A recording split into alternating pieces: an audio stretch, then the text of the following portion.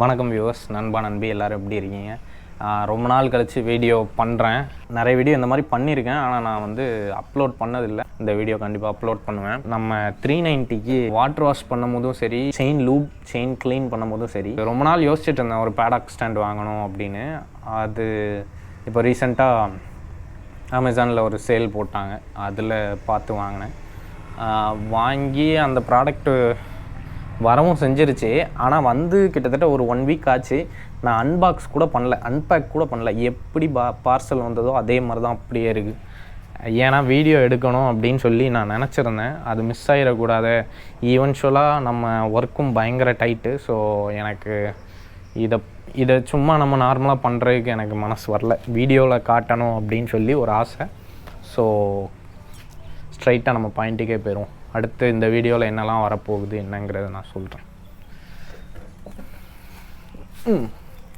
இதுதான் நம்ம ஆர்டர் பண்ண பேடாக் ஸ்டாண்டு. நல்ல நான் நினச்சதை விட நல்ல வெயிட்டாகவே இருக்குது. நம்ம வண்டி 170 kg கிட்ட தான் இருக்கும். அதனால் எக்ஸாக்டாக தெரில. அதனால் நம்ம வண்டிக்கு இது போதும். கொஞ்சம் வெயிட் அதிகமாக ஆச்சு அப்படின்னா இப்படி கிராஸில் ஷாஃப்ட் வச்சுருப்பாங்க, அந்த மாதிரி சூஸ் பண்ணலாம். இல்லைனா இந்த ஷாஃப்ட்டோட டயாமீட்டர் கொஞ்சம் பெருசாக இருக்கிற மாதிரி பார்த்து சூஸ் பண்ணலாம். என் வண்டிக்கு இது போதும். இந்த பேடாக் ஸ்டாண்ட் லிங்க்கை வந்து டிஸ்கிரிப்ஷனில் கொடுக்கேன். இது வரைக்கும் யாரும் வாங்கணும்னு நினச்சி வாங்கலை, ஐடியா இல்லை, ப்ராடக்ட் எப்படி இருக்குன்னு தெரியாது அப்படின்னு நினச்சிட்டு இருந்தீங்கன்னா பாருங்கள். இது நான் எவ்வளோக்கு பர்ச்சேஸ் பண்ணேன் அப்படின்னா 1731.51, 1731. நான் வாங்குறப்போ இந்த ரேட்டு. லிங்க் கொடுக்குறேன். இப்போ என்ன ரேட் இருக்குதுன்னு தெரில. உங்களுக்கு போர் அடிக்காமல் நான் இதை அன்பாக்ஸ் பண்ணிடுறேன்.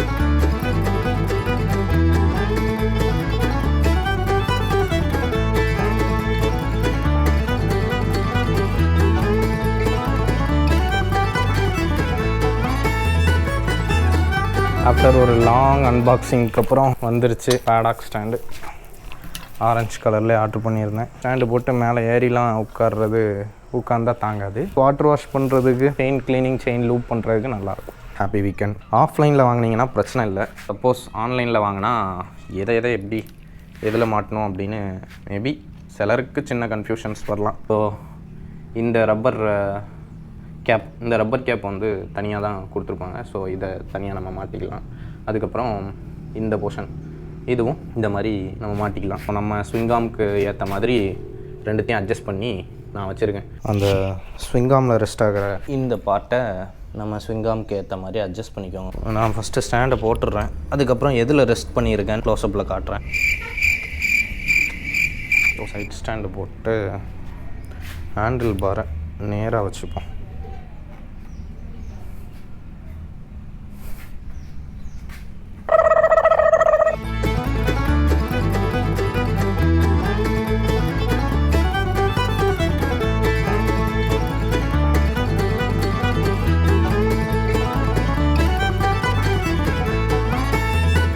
லெஃப்ட் சைடு ஸ்விங்காம் பார்த்தீங்கன்னா இந்த இடத்துல நல்ல ஃப்ளாட்டாக இருக்கும். இந்த இடத்துல இருந்து இந்த இடம் வரைக்கும் ஃப்ளாட்டாக தான் இருக்கும்.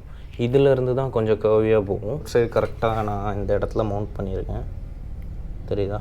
இந்த இடத்துல மவுண்ட் பண்ணியிருக்கேன். இதில் செக் பண்ணக்கூடியது என்னென்னா, இந்த இடத்துல மவுண்ட் பண்ணுறப்போ பார்த்தீங்கன்னா இந்த மவுண்ட்டும் செயின் ஸ்ப்ராக்கெட்டை மாட்டியிருக்கிற இந்த நட் போல்ட்டும் ஒன்றுக்கு ஒன்று இடிக்காமல் இருக்கணும். வீலை சுற்றி ஒரு தடவை பார்த்துக்கிறது நல்லது.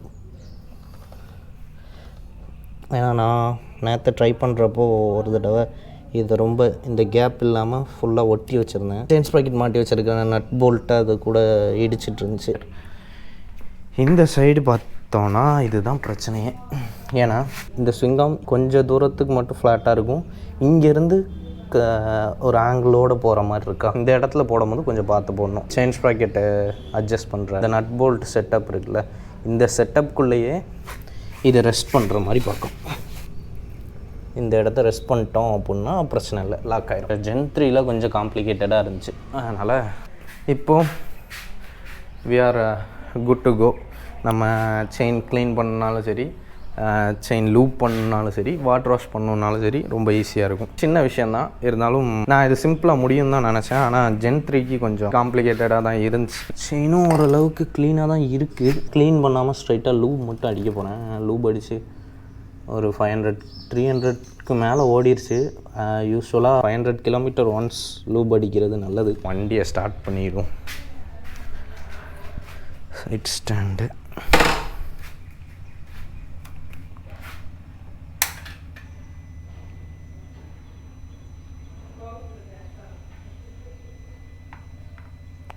கில் சுவிட்ச், ஃபியூவல் ரிசர்வில் இருக்குது.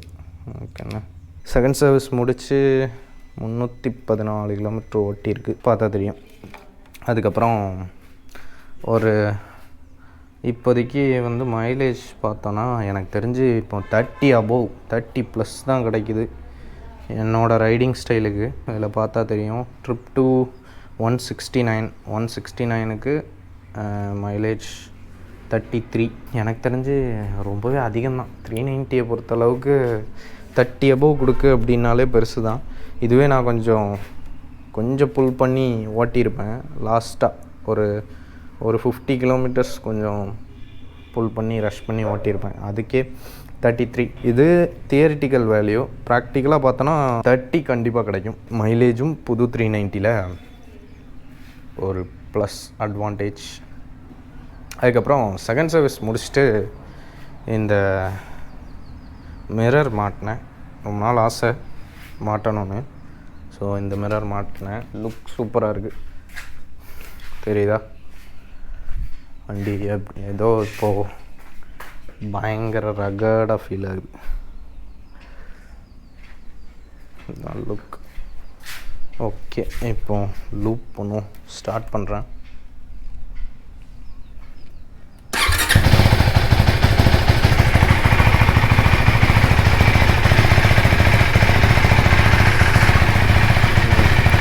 ஸ்டார்ட் பண்ணியாச்சு.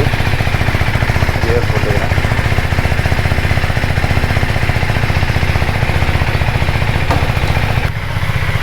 இப்போ பார்த்தாலே தெரியும். முக்கியமாக நான் சொன்ன மாதிரி கவனிக்க வேண்டிய விஷயம், இந்த செயின் ஸ்ப்ராக்கெட்டு லாக் பண்ணியிருக்கிற நட் போல்ட்டு இந்த ஸ்டேயில் வந்து உரசாமல் இருக்கணும். அது ரொம்ப முக்கியம். ஓகே, இப்போ லூப் அடிச்சுடலாம். லூப் அடிக்கிறது இப்போ ரொம்பவே ஈஸியாகிடுச்சு. ஸோ அடிக்கிறேன்.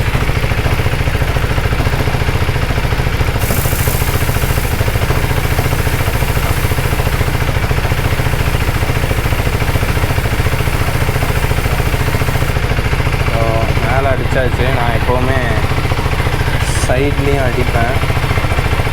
அது ஒருத்தங்களோட விருப்பம். நான் சைட்லேயும் அடிப்பேன்.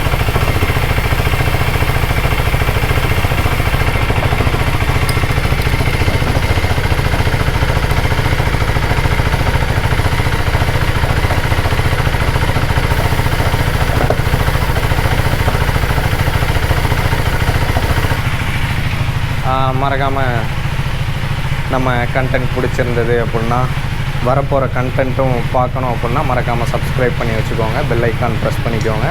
தேங்க்யூ ஃபார் வாட்சிங்.